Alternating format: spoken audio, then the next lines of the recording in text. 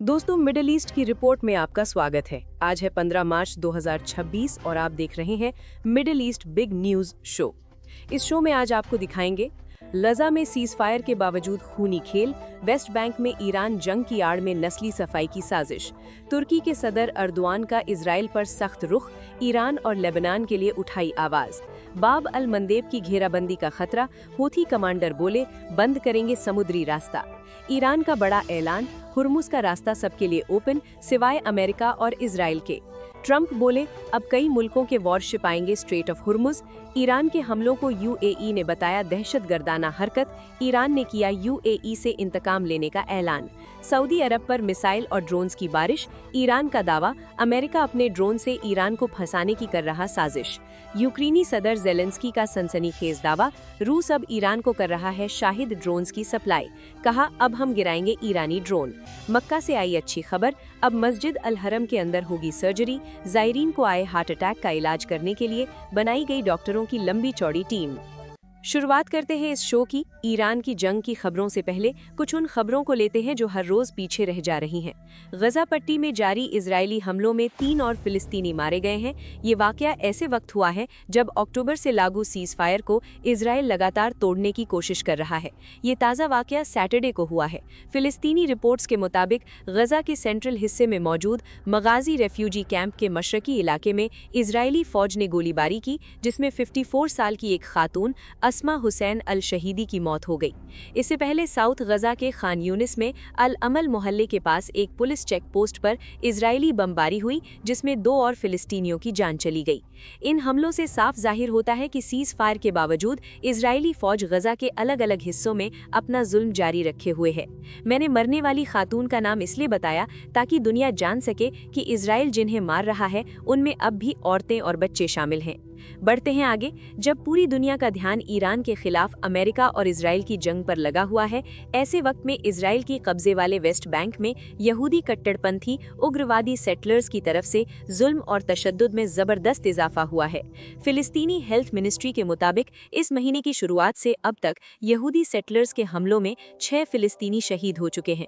Israel की human rights तंजीम B तस्लीम का कहना है कि ये खून खराबा इस बात का सबूत है कि इजराइल ईरान के साथ जारी जंग की आड़ में वेस्ट बैंक में फिलिस्तीनियों की नस्ली सफाई यानी एथनिक क्लिंजिंग की कोशिश को और तेज कर रहा है।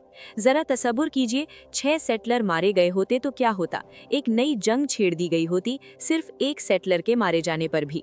लेकिन ये आतंकवादी किस्म के सेटलर हर रोज फिलिस्तीनियों का खून बहा रहे हैं। इन्हें दुनिया में कई जगह टेररिस्ट लिखा जाता है। खुद इजराइल का मीडिया भी कई बार इन्हें टेररिस्ट लिखता है, लेकिन हमारे यहाँ कुछ सड़कों पर नाचने वाले इनका सपोर्ट करते हैं। बढ़ते हैं आगे। तुर्की के सदर रजब तैयब अर्दवान ने इजराइल पर सख्त हमला बोला है। उन्होंने कहा है कि एक खून की प्यासी नेटवर्किंग कज़ा की तरह अब ईरान और लेबनान के स्कूलों और अस्पतालों को भी निशाना बना रही है। इस्तांबुल में अर्दवान ने जोर देकर कहा कि तुर्की उन चुनिंदा मुल्कों में शामिल है जो इस इलाकाई टेंशन के बीच बातचीत और डिप्लोमेसी की वकालत कर रहे हैं। उन्होंने अफसोस जताया कि जो जुल्म गजा में शुरू हुआ था वही अब दूसरे मुल्कों में भी दोहराया जा रहा है। अर्दवान ने आलमी बिरादरी से अपील की है कि वो बेगुनाह लोगों के इस कत्लेआम को रुकवाने के लिए गजा की तरह ही ईरान में जंग को रुकवाने के लिए आगे आएं। अब ईरान की खबरों की तरफ चलते हैं, लेकिन पहली खबर यमन से। यमन के हूथियों के एक सीनियर मिलिट्री कमांडर ने साफ कर दिया है कि अगर उन्होंने ईरान की मदद करने का फैसला लिया तो उनके पास सबसे पहला और बड़ा रास्ता बाब अल मंदेब की समुद्री पट्टी को बंद कर देना होगा। कमांडर आबिद अल रद ने कहा कि यमन का अंसारुल्लाह रेजिस्टेंस मूवमेंट अमेरिका और जायोनी हुकूमत के खिलाफ बाकायदा नेवल ब्लॉकेड का यानी समंदर में नाकेबंदी का ऐलान कर सकता है। इस फैसले के बाद अमेरिका या इजराइल के कब्जे वाले इलाकों की तरफ जाने वाले तमाम तिजारती जहाजों, जंगी जहाजों और यहाँ तक कि एयरक्राफ्ट कैरियर्स को भी रोक दिया जाएगा या उन पर हमला किया जाएगा। यमन पहले ही फिलिस्तीनियों की हिमायत में रेड सी में इजरायली जहाजों पर पाबंदी लगा चुका है, लेकिन अब वो इस पूरे स्ट्रेटेजिक रास्ते को बंद करके अमेरिका और इजराइल की कमर तोड़ने की तैयारी में है। अगर ये रास्ता बंद होता है तो पूरी दुनिया की तिजारत और तेल की सप्लाई पर इसका बहुत बुरा असर पड़ सकता है, क्योंकि स्ट्रेट ऑफ हुर्मुज में पहले ही हंगामा मचा हुआ है। ईरान के वजीर खारजा यानी फॉरेन मिनिस्टर अब्बास अरक्ची ने साफ लफ्जों में कहा है कि स्ट्रेट ऑफ हुर्मुज तमाम मुल्कों के लिए खुला है, सिवाय अमेरिका और इजराइल और उनके करीबियों के। एक इंटरव्यू के दौरान अरक्ची ने साफ किया कि ये रास्ता सिर्फ उन मुल्कों के जहाज़ों और टैंकरों के लिए बंद है जो ईरान के दुश्मन हैं या ईरान पर हमला कर रहे हैं। उन्होंने ये भी दावा किया कि बाकी तमाम मुल्कों के जहाज़ों को वहां से गुजरने की पूरी आज़ादी है, आओ और गुजरो। अरक्ची के मुताबिक अगर कुछ जहाज़ वहां से नहीं गुजर रहे हैं तो उसकी वजह उनकी अपनी सिक्योरिटी से जुड़ी फिक्र है और इसमें ईरान का कोई लेना देना नहीं है। अना माफी मसूल। उनके इस बयान से साफ जाहिर है कि ईरान इस अहम समुद्री रास्ते को अमेरिका और उसके दोस्तों के खिलाफ एक बड़े हथियार के तौर पर इस्तेमाल कर रहा है, जिससे पूरी दुनिया में तेल का संकट गहरा गया है। अमेरिका के सदर डोनाल्ड ट्रंप ने ईरान को खुला चैलेंज देते हुए कहा है कि वो स्ट्रेट ऑफ हुर्मुज को किसी भी कीमत पर खुलवा कर रहेंगे, चाहे उन्हें कुछ भी करना पड़े। ट्रंप ने अपने ट्रूथ सोशल अकाउंट पर दावा किया है कि ईरान की धमकियों के बावजूद वो इस अहम समुद्री रास्ते को बंद नहीं होने देंगे। ट्रंप ने एक बड़ा दावा करते हुए ये भी कहा कि इस रास्ते को महफूज रखने के लिए कई मुल्क अपने जंगी जहाज यहाँ भेजेंगे, जिनमें चीन, फ्रांस, जापान, साउथ कोरिया और ब्रिटेन शामिल हो सकते हैं। ट्रंप ने ईरान के खर्ग आइलैंड पर फिर से हमला करने की धमकी दी है और अपने अंदाज में ये दावा भी किया कि अमेरिका ने ईरान की 100% मिलिट्री ताकत को तबाह कर दिया है। जबकि ट्रंप बाबू ये नहीं बता पा रहे कि ईरान फिर रोज उनका और इजराइल का नुकसान कैसे कर रहा है। ये रडार अंधे कैसे हो रहे हैं, ये एयर डिफेंस सिस्टम लूले कैसे हो रहे हैं, बताइए ना। जहाज गिर जा रहे हैं, एम्बेसी पर हमला हो रहा है, आप अपने लोगों को बाहर निकाल रहे हैं, किस लिए? किसी के वलीमे में बुलाया है? ईरान के वजीर खारजा अब्बास अरक्ची ने उन तमाम अफवाहों को खारिज कर दिया है जिनमें दावा किया जा रहा था कि ईरान के नए सुप्रीम लीडर मुस्तबा खामेनेई हमले में मारे गए या बुरी तरह जख्मी हो गए हैं। अरक्ची ने साफ कहा कि नए सुप्रीम लीडर के साथ कोई मसला नहीं है, वो बिल्कुल ठीक है। ये बयान उस वक्त आया जब अमेरिकी डिफेंस सेक्रेटरी पीट हेगसेथ ने 14 मार्च को ये दावा किया था कि उनके ख्याल में मुस्तबा खामेनेई हमलों में जख्मी हो चुके हैं। अरक्ची ने इन बातों को गलत बताते हुए कहा कि सुप्रीम लीडर ने कल ही अपना पैगाम भेजा है, लेकिन मुस्तबा खामेनेई के सामने ना आने को लेकर दुनिया भर में सवाल उठ रहे हैं। यूएई ने खुद की जमीन पर हो रहे ईरान के हमलों को दहशतगर्दाना हमले करार देते हुए कहा है कि हम इसका बदला लेना जानते हैं।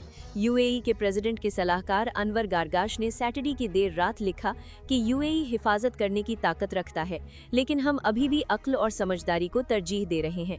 ये बयान तब आया जब ईरान ने इल्जाम लगाया कि यूएई के ठिकानों का इस्तेमाल खर्ग आइलैंड पर हमले के लिए किया गया है। ईरान ने जबल अली, खलीफा पोर्ट और फुजेरा जैसे ठिकानों को निशाना बनाने की धमकी दी है। उधर यूएई की एयर डिफेंस ने 14 मार्च को 9 बैलिस्टिक मिसाइलों और 33 ड्रोन्स को मार गिराने का दावा किया था। ईरान ने यूएई से बदला लेने का ऐलान किया है। अब्बास अरक्ची ने दावा किया कि ईरान के 2 जजीरों यानी आइलैंड्स पर जो हमले हुए वो यूएई की सरजमीन से किए गए थे। उन्होंने बताया कि हाई मार्स रॉकेट सिस्टम का इस्तेमाल किया गया, जिसे रास अल खैमा और दुबई के करीब से दागा गया था। सऊदी अरब ने बताया है कि उसके एयर डिफेंस सिस्टम ने 6 बैलिस्टिक मिसाइलों और कम से कम 30 ड्रोन्स को मार गिराया है। सऊदी डिफेंस मिनिस्ट्री के मुताबिक सभी 6 मिसाइलों को अल खज के ऊपर तबाह कर दिया गया, जहां प्रिंस सुल्तान एयरबेस मौजूद है।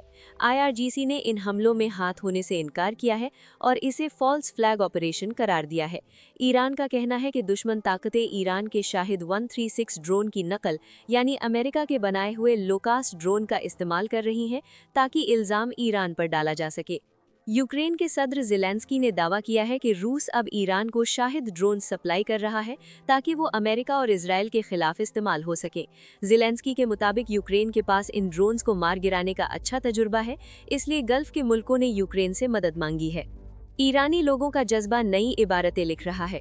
तेहरान और दूसरे शहरों में पुलिस और सिक्योरिटी ठिकानों को निशाना बनाए जाने के बाद अब आम शहरी खुद आगे आकर हिफाजत की जिम्मेदारी उठा रहे हैं। सोशल मीडिया पर वायरल वीडियो में देखा जा सकता है कि चेक पॉइंट्स पर ड्यूटी देने के लिए आम लोगों की लंबी कतारें लगी हैं। फार्स न्यूज के मुताबिक महज आधे घंटे के अंदर हजारों वॉलंटियर्स जमा हो गए। आखिर में मस्जिद अल हरम के अंदर ही अब हार्ट अटैक का इलाज और सर्जरी हो सकेगी। मक्का हेल्थ क्लस्टर ने मस्जिद के अंदर सेफ हार्ट जोन तैयार किया है। इस प्रोजेक्ट के तहत 10 कार्डियक आईसीयू बेड और 30 एक्सपर्ट डॉक्टरों की टीम तैनात की गई है। इसके अलावा एक मोबाइल लैब भी शुरू की गई है। ये सब सऊदी विजन 2020 के तहत किया गया है ताकि अल्लाह के मेहमानों को बेहतरीन मेडिकल सहूलियत मिल सके। दर्शकों, आपको आज की ये श्रृंखला कैसी लगी हमें कमेंट में अवश्य बताइए। साथ ही अगर आज की ये श्रृंखला आपको अच्छी लगी हो तो लाइक और शेयर करें और हमारे चैनल को सब्सक्राइब करना ना भूलें। और साथ में मौजूद बेल आइकन को भी दबाइए ताकि हमारे नए वीडियो की जानकारी सबसे पहले आपको प्राप्त हो सके। आज के लिए इतना ही। अगले वीडियो में हम और भी रोचक तथा जानकारीपूर्ण सामग्री लेकर जरूर आएंगे। तब तक के लिए हमें अनुमति दीजिए। नमस्कार।